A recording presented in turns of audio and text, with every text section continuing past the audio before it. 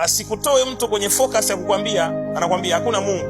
Usiingie kwenye huo mkenge. Brother, Mungu yupo. Wewe toko unazaliwa, unatoka nje, unaona kuna kitu kiko nje. Akijawahi kupata ufa, na shangaa asubuhi pamekucha, jioni pamekucha. Wewe ushangai, Mungu yupo. Unatoa nywele zote kichwani, baada ya wiki zinaota tena, bado hizo nywele jingine nielewe. Sababu unajifanya hapo kama vile uelewi ninachokiongea. Uelewi nywele gani? Akazificha huko. Mungu wa ajabu sana. Asikuweke mtu mbali na nani? Kwa gharama yoyote.